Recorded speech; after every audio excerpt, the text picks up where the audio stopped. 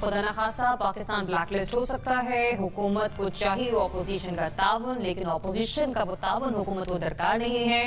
भारतीय मीडिया को अगर आप देखें, खासतौर से मेन स्ट्रीम हिंदी मीडिया को, वो आपके ऊपर चढ़ा हुआ है, वो आपके पीछे पड़े हुए, हत्ता कि वो हमारी अदाकारा के पीछे पड़ गए।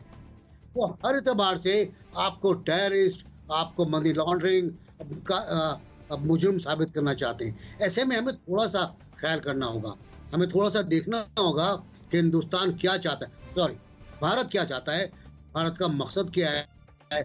उसका मकसद हमारे खिलाफ है, उसकी लॉबिंग हमारे खिलाफ है, वो OIC में हमारे खिलाफ है, वो FATF में हमारे खिलाफ है, हमारा इस पर मुश्तरका है।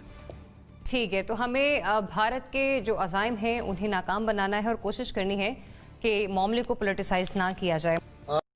FATF में आपका रिव्यू आ रहा है, तो वो वहां पे भारत बैठा है, वो अपनी इंक्वायरी लेके जाएगा, वो कहेगा जी हमने ये देखा 10 किसी ने क्वेश्चन नहीं करना वहां पे।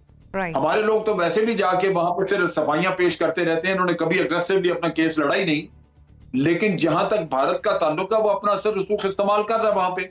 नतीजा ये कि आपके केस के ऊपर जो कह देता है वो चल पड़ती है बात वहां पे। और अगर पाकिस्तान FATF की ग्रे लिस्ट से ब्लैक लिस्ट में चला गया तो क्या हो सकता है, सोचिए। पहले जान लेते हैं, क्लिप देखिए।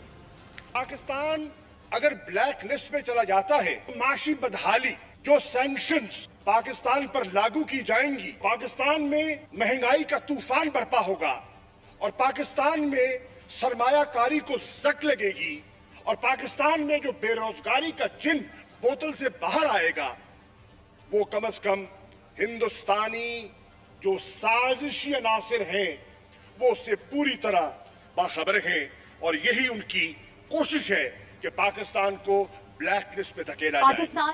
और खुशखबरी ये है कि FATF की ग्रे लिस्ट से निकलने के लिए जो कानून साजी होनी थी वो नहीं हो सकी, बल्कि जो बिल मंजूर होने थे वो ऑपोजिशन की जानिब से मुस्तरद कर दिए गए। सोच इस बात का कि इस मुल्क की सियासत में कोई जीते ना जीते, मुल्क और कौम ज़रूर हार जाते हैं, क्योंकि हमारे माशरे में ऐसे चलते हैं सब।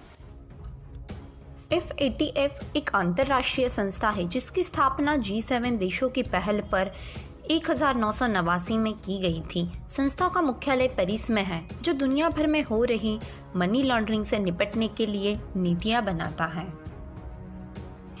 इसके कुल 38 सदस्य देश हैं, जिनमें भारत, अमेरिका, रूस, ब्रिटेन, चीन भी शामिल है। जून 2018 से पाकिस्तान दुनिया भर के मनी लॉन्ड्रिंग पर नज़र रखने वाले संस्थाओं के रडार पर है। 38 सदस्यीय देशों वाले FATF के नियमों के अनुसार ब्लैक लिस्ट से बचने के लिए किसी भी देश को 3 सदस्यों के समर्थन की ज़रूरत होती है। इस वर्ष पाकिस्तान को ग्रे लिस्ट से बाहर आने के लिए 36 वोटों में से कम 15 वोटों की ज़रूरत है। इस लिस्ट में आने से पाकिस्तान को हर साल लगभग $10 बिलियन का नुकसान हो रहा है।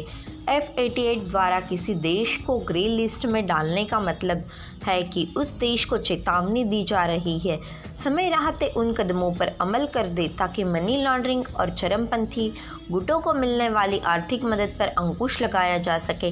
लेकिन इस चेतावनी के बाद भी अगर कोई देश वो कदम नहीं उठाता तो उसे FATF द्वारा ब्लैक लिस्ट में डाल दिया जाता है। आज तक ईरान और उत्तर कोरिया को ब्लैक लिस्ट में डाला गया है। अगर FATF पाकिस्तान को ब्लैक लिस्ट करता है तो पहले से ही लचर चल रही अर्थव्यवस्था पर खतरा और बढ़ जाएगा, क्योंकि अंतर्राष्ट्रीय स्तर पर आर्थिक मदद नहीं मिल पाएगी। पाकिस्तान में चरमपंथी संगठनों पर नज़र रखने वाले वरिष्ठ पत्रकार रहीमुल्ला यूसुफजई के मुताबिक अगर पाकिस्तान को FATF की ब्लैक लिस्ट में डाल दिया जाएगा तो आयात निर्यात पर कई तरह की पाबंदियों के साथ साथ दूसरे संगठनों से आर्थिक मदद लेने में दिक्कत का सामना करना पड़ सकता है। इसके अलावा दूसरे देशों में काम करने वाला द्वारा भेजी गई रकम रेमिटेंस पर प्रभाव कर सकता है, और अगर ऐसा होता है तो क्रेडिट रेटिंग एजेंसी जैसे मूडीज़ और दूसरी संस्थाओं द्वारा उनकी रेटिंग पर असर पड़ सकता है। साल 2018 में अंत में सऊदी अरब ने पाकिस्तान को $3 अरब का कर्ज और $3.2 अरब की तेल खरीद के लिए कर्ज गारंटी दी थी। लेकिन अब खबरें आ रही है कि पाकिस्तान के सऊदी अरब पर कश्मीर के मुद्दे पर दखल देने का दबाव डालने के बाद सऊदी अरब ने पाकिस्तान से $1 अरब जल्दी वसूल लिए हैं और अन्य $1 अरब का कर्ज जल्द चुकाने के लिए कहा है।